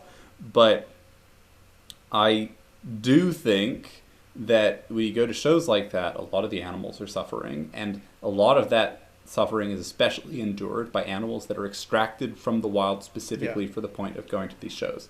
Look, I vend at these shows, not at Ham, but I vend at reptile shows. I sell the animals that I breed, and you're right. There's no way around saying that the reptile trade. Like I said when I opened this discussion, I cannot say that the global reptile trade in all of its various forms is a net positive for animals, especially for the animals and how many times that happens to any of us? Because I remember when Ethan was buying the Gonatodes, we started looking at, let me see what this guy has, offering, and all of a sudden I found these Gonatodes species that live in like a mountain in an island in Venezuela that I had to climb to see, like, and they're available for sale. I was like, how did these people, obviously smuggled, because you cannot take those out of the country. Everything is for sale. Yes. It's crazy. I was like, how is that even possible? So I completely agree with it. Something has to be done. Yeah. So, ethically, morally, Mark, I agree with you. Mm-hmm. My feelings are complicated because this has been my hobby, my life, and sometimes my livelihood for decades. And it's very hard it's not impossible, but it's very hard to say, yes, please legislate something I love out of existence. Yeah. I totally agree. I know Bill Strand, for instance, very well. I know several people who live from breeding and selling their animals across state boundaries, seldom internationally, just because it's so complicated. But and it's clear that this would be it has the potential to be a major effector for people. It depends a little bit on how loose they are with what goes on the whitelist. Yes. And I would hope that the people making the decision about the list are ecologists. I think it's unlikely, but Ideally, it should be done by people who actually know what they're talking about. So let me set that aside for a second, and I want to talk about USARC briefly, and what they are and who they are. USARC, being a lobbyist group, is opposed to this amendment, and they were the people responsible for striking it down in 2016. They are mainly comprised of business owners who sell reptile pet supplies products. There is no herpetologist on their board. And there's certainly no ecologists on their board. So it's primarily it's a business. It's a lobby. I cannot get behind. I mean, there are many keepers who treat this the way that the Second Amendment is treated in the United States, where, it's my right to own what I own, and it's not the government's right to tell me what I can or can't own, and I can't get behind that. Yeah. Which the insane thing about it to me is that you have reptile keepers now in the United States who are essentially anti-conservationists. And that's insane to me, because how can you have that position if they don't exist in the wild anymore? Yeah, no, it's a problem. It's a huge problem.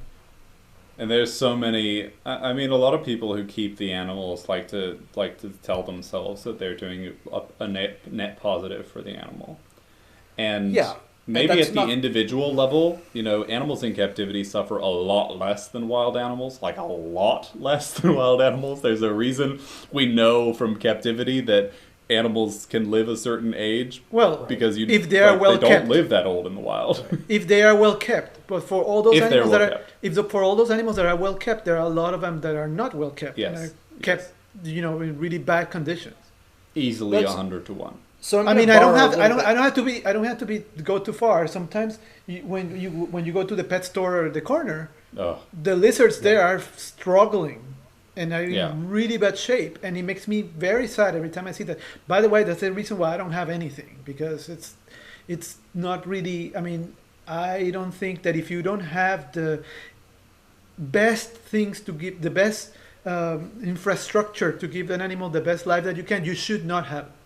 I understand, and I agree with you, and I understand that position very well. And I think, I'm going to borrow a second from let's say that it's a global animal trade, really, not just reptiles and amphibians, because I think the aquarium trade is tied up in this, and the plant trade. The aquarium trade is in many ways worse by far. Right. So the number of animals poached from reefs is just shocking. With cyanide. Yeah, it's what I want to get at just for a second is that it's a bigger picture than even that, right? Certainly. It's our relationship as a species to the rest of the world, and it's not good. And you can tout whatever success stories you want. In the aquarium trade, all I ever hear about is how, in the wake of Finding Nemo, we learned how to breed clownfish in captivity. The reason we learned how to breed them was because it became utterly unsustainable to harvest them at the rate they were being harvested. Exactly. And the majority of people who tried to keep them killed them.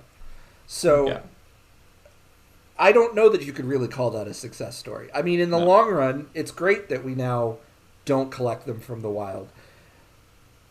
However, or as much. However, it's not a success story, really. It comes in the wake of a lot of destruction. And the same is true for how we collect, the reef rock and the...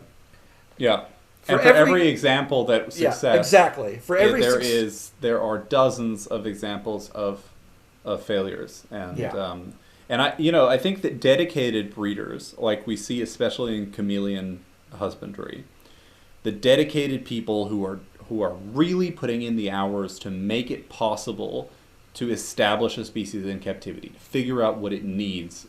We are learning a lot from those people, but they are the absolute exception. If you look and go, I mean, if you can go into any pet store in the U.S. and buy veiled chameleons by the handful, and they're mostly already have calcium deficiencies, they're not being taken care of by the pet stores themselves, and then they come with terrible advice on how to actually keep the animals, and so you wind up with thousands of dead chameleon babies every year because people are not knowing how to actually take care of and the that's animals. everything. It's leopard. It's all of the ones that we aren't taking from the wild, right? Even the ones that we have well established in captivity: leopard geckos, ball pythons, bearded dragons, and all these, which are super easy to keep. You see them struggling. Yeah, but they're almost never bred because we just collect them from the wild. They're just available in the wild here in South Carolina. You just go out and they're almost never bred in captivity. Yeah. But for all the ones that are, they're still horribly mistreated. Yeah. So I don't have a good answer. I don't have.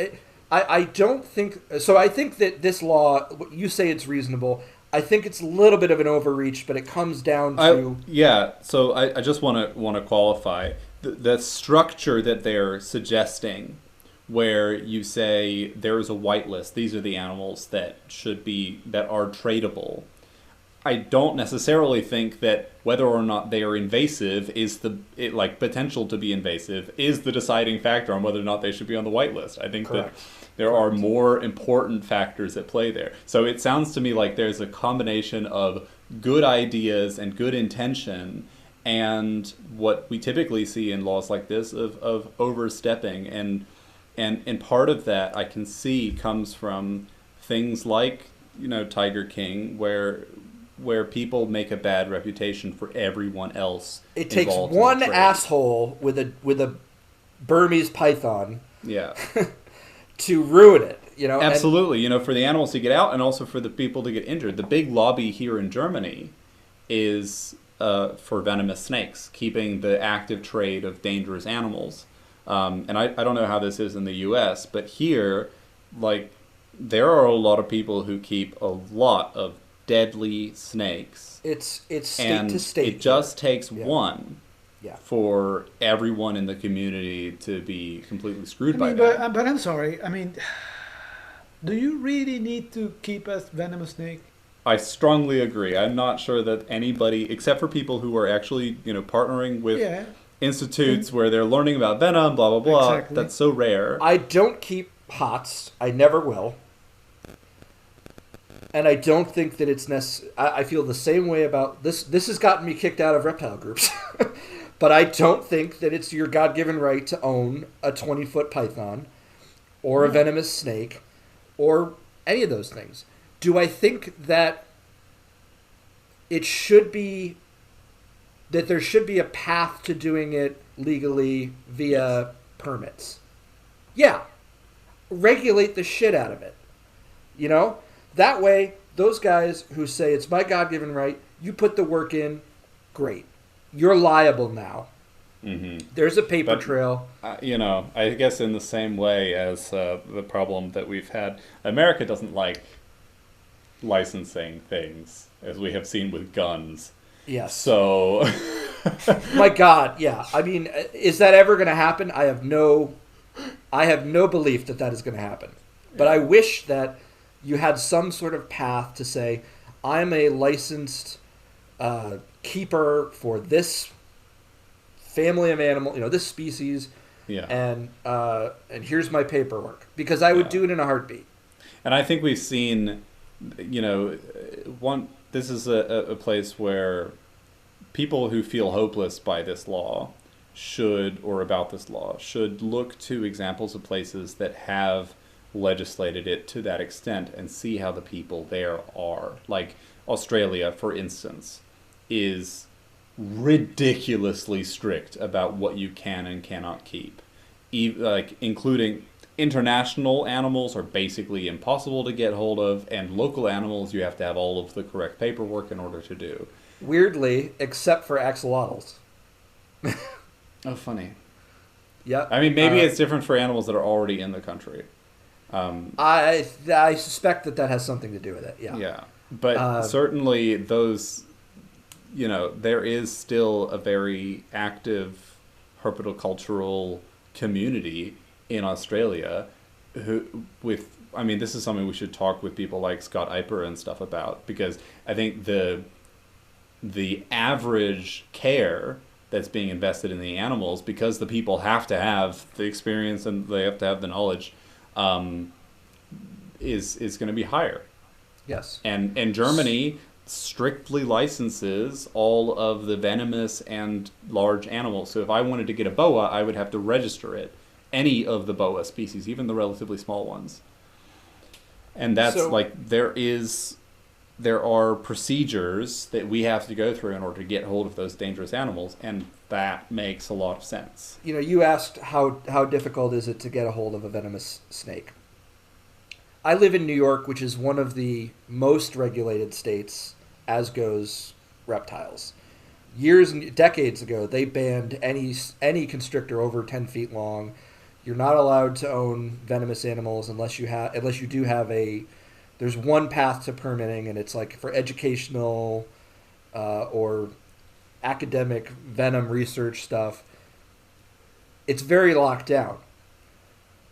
But every year I can drive down to Pennsylvania where they have the Hamburg Reptile Show, walk in and walk out with a black mamba if I freaking want to.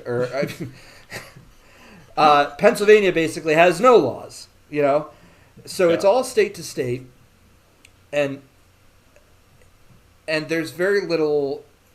Of course, every year I see idiots do that, post it on Facebook. Hey, look what I got, and then get nailed by the New York DEC. Well, that's good. So I won't say that there's no enforcement, because that's definitely not true. They do come after those people. The first time I ever went to that show, I walked up to a table, and the table rattled at me. Just deli cups full of rattlers, and there's nothing. There's no oversight on that as far as like who walks out of there. There's no paperwork to be checked. So in Hamm, you have to go. It's a specific room, and you have to show your ID to get in. And they only let a certain number of people in at a time. And I mean, the stuff they've got in that room that will blow your mind, and it's cool to see. But I would rather see those in a zoo, or in the care of someone who's actually studying their venom or whatever, than know that anybody can get the licenses. And it's I go back to the aquarium trade discussion. When I was a teenager working at the local fish shop, there were a couple times we ordered blue-ringed octopuses into the store, and they arrived, and they were about $90, and it was not hard to get. That's crazy. That's scary. The stuff that keeps me up at night is that, and I think I would like to just mention that this is, we have been talking Lacey Act, reptile and amphibian. Obviously, that's our main thing. We've mentioned a little bit that it's relevant to mammals and stuff as well. I'd just like to say that as an orchid keeper, plants are not immune to this problem too. Plant trafficking is serious, and orchid trafficking, especially orchid and lilies. I was surprised to learn about Etsy being a huge black market plant. Really? Yeah, like people were selling these rare Monstera morphs or something. I don't know enough about plants to really, But I know that eBay for ridiculous amounts of money. Yeah. Yeah, I mean, it's all of this trade is so, it's kind of archaic in a way. It reminds me of the quest to acquire pineapples. Yeah. When pineapples first made it into Europe and they became a status symbol, a symbol of wealth and whatnot. Obviously, I don't think people are necessarily using their reptiles and amphibians to the status of wealth, because usually they more quickly make you poor than anything else. But I do think that in a way it's this like grabbing, whatever I want I it's can like get. it's And, like we can't appreciate something without owning it. yeah. And I'm saying that as a keeper of animals, Yeah. and I realize that, but I have seen so many posts where, I'm on a lot of reptile and amphibian groups and stuff. So many posts where the person is like, I just learned this animal exists. Where can I buy it? Yeah.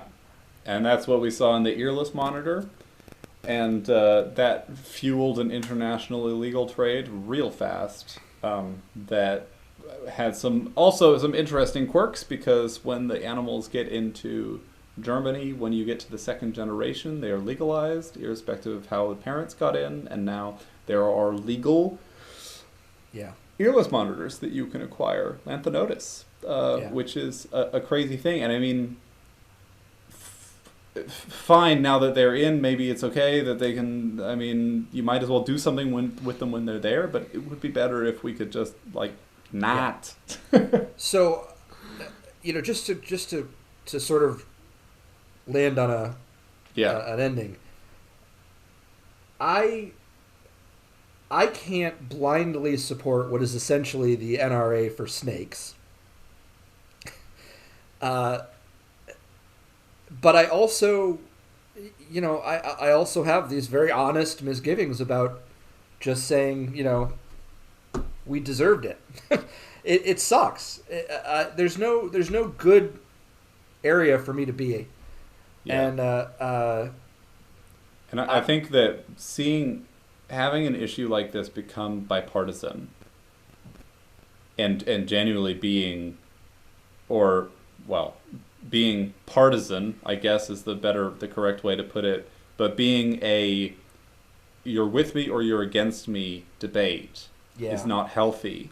And having a lobby group that is not willing to concede is not good. I mean, they're not science. They are a business-based organization, not a science-based organization. Exactly.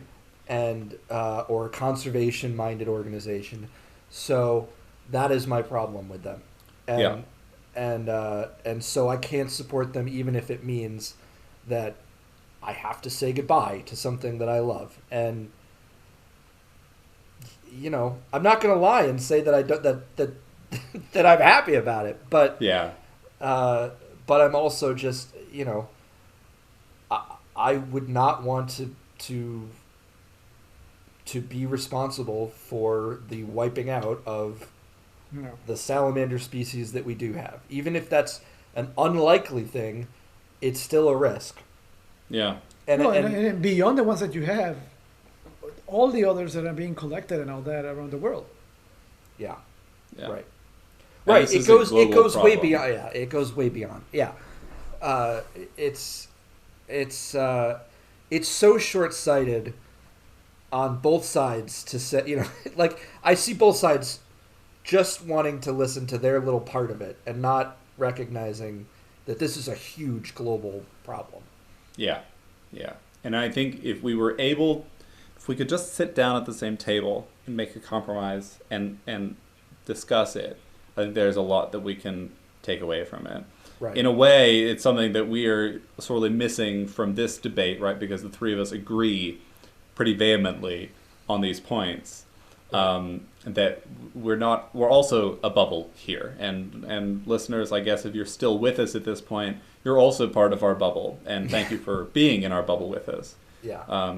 But we do need to just talk about it. I mentioned being in those groups. I will say, if you're a United States keeper of reptiles and you say publicly, I don't support USARK, people freaking hate you because they think, well, then you're pro-government taking away my snakes. Well, no. There's got to be a middle ground. There's got to be. Yeah. I mean, yeah. Yeah.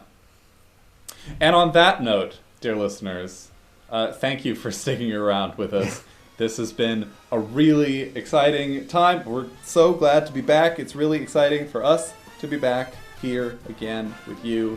It's been almost a year, and what a year it's been. Ethan, where can one find you on the internet? I am at Black Mud Puppy virtually everywhere.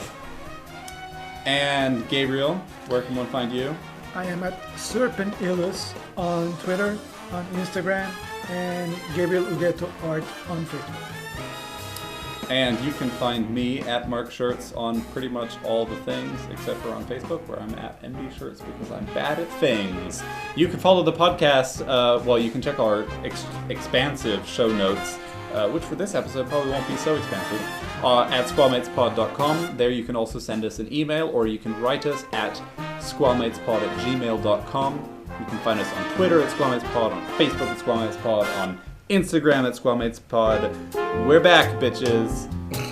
And as we say on the show, Hakuna Squamata.